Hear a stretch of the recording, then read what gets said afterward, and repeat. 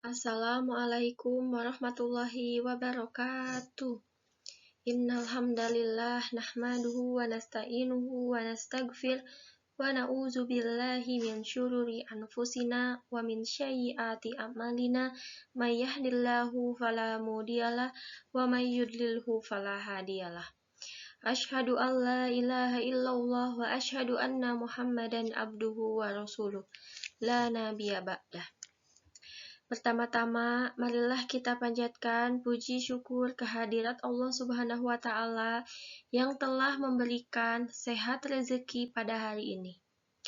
Sholawat serta salam kita curah limpahkan kepada Nabi kita, Nabi Muhammad SAW, kepada keluarganya, kepada sahabat-sahabatnya, kepada tabi'ut tabi'innya hingga akhir zaman.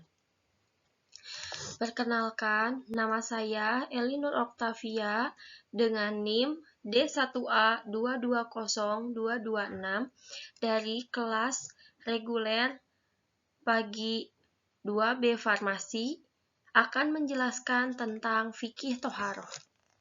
Yang terhormat, dosen pengampu mata kuliah Pendidikan Agama Islam, yaitu Bapak Haji Wengrianto, SPD, MAG. Pengertian Toharoh. Toharoh berasal dari bahasa Arab yang berarti bersuci. Bersuci dilakukan untuk menyucikan diri dari hadas dan najis. Istilah ini kemudian digunakan dalam keseharian sebagai kegiatan bersuci. Kegiatan bersuci dari najis ini meliputi menyucikan badan, menyucikan pakaian, menyucikan tempat, dan lingkungan yang menjadi tempat segala aktivitas kita. Jadi, toharoh yaitu bersuci ya, menyucikan atau membersihkan sebagian dari badan kita atau tempat yang lainnya. Toharoh menurut syariat Islam ialah suatu kegiatan bersuci dari hadas maupun najis sehingga seseorang diperbolehkan untuk mengerjakan suatu ibadah yang dituntut harus dalam keadaan suci seperti sholat ataupun puasa. A'udzu billahi minasyaitonir rajim. Innallaha yuhibbut tawwabina wa yuhibbul mutatahhirin.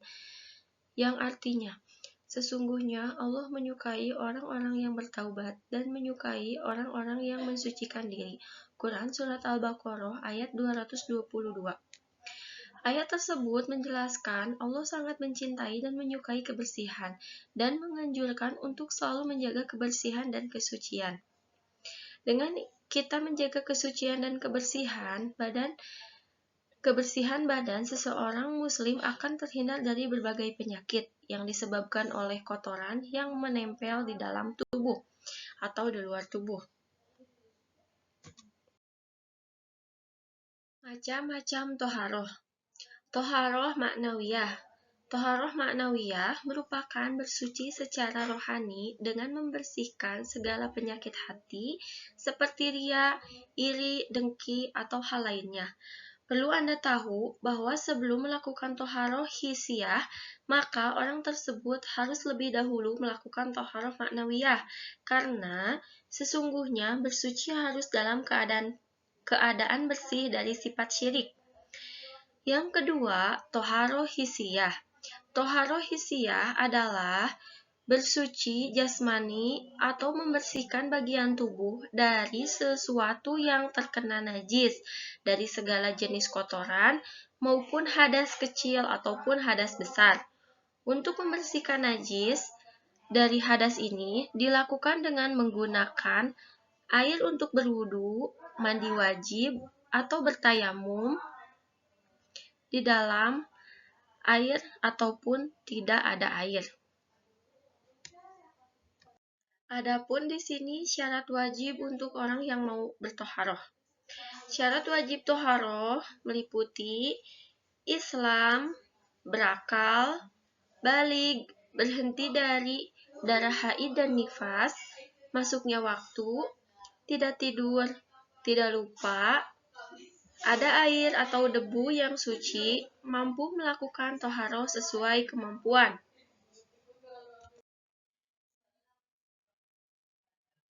Alat-alat toharoh meliputi yang pertama, air yang suci, yang kedua, debu yang suci, yang ketiga, benda yang dapat menyerap kotoran. Adapun tata cara bertoharoh, ada 3, yaitu bersuci dengan mandi. Mandi dalam bahasa Arab yaitu al-ghusl, yang artinya mengalirkan air suci ke seluruh tubuh secara merata. Mandi besar bertujuan untuk menghilangkan hadas besar, yang sering disebut mandi junub atau janabah. Yang kedua, bersuci dengan berwudu. Kata wudu dalam bahasa Arab berarti membersihkan dan secara istilah yaitu cara bersuci untuk menghilangkan hadas kecil sebelum melakukan ibadah yang wajib dilakukan dalam keadaan suci. Yang ketiga yaitu tayamum. Tayamum merupakan bersuci dengan debu atau tanah untuk menghilangkan hadas kecil sebagai pengganti wudhu dan mandi besar. Tayamum dilakukan dengan menyentuh 2 telapak tangan ke tanah ataupun ke debu yang suci untuk menyapu muka dan kedua tangan. Jadi jelas ya di sini bersuci dalam keadaan mandi wajib yaitu jika seseorang telah melakukan junub, maka dia harus dibersihkan dulu, disucikan dulu dalam keadaan mandi junub. Jika untuk berwudu itu bagi orang yang dalam keadaan hadas kecil, bisa dia berwudu. Dan untuk tayamum ini dilakukan jika tidak ada air ataupun yang lainnya, maka dia dilakukan dengan debu ataupun tanah.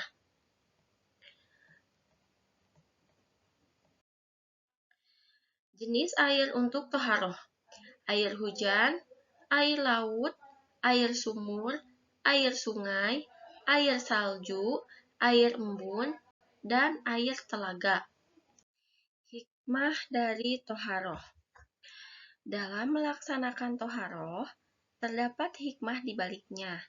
Melansir pada halaman buku Pintar Muslim dan Muslimah yang ditulis oleh Rina Ulfatul Hasanah, berikut hikmah dari menjalankan ibadah toharoh. 1.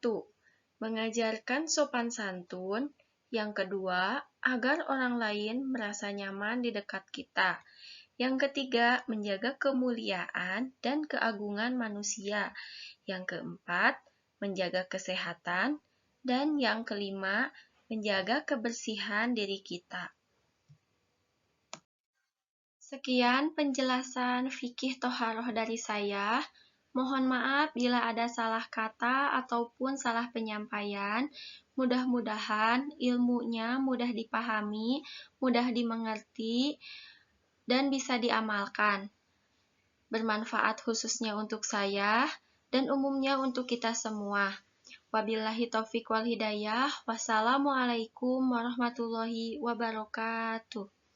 Jangan lupa like, comment, and subscribe. Terima kasih.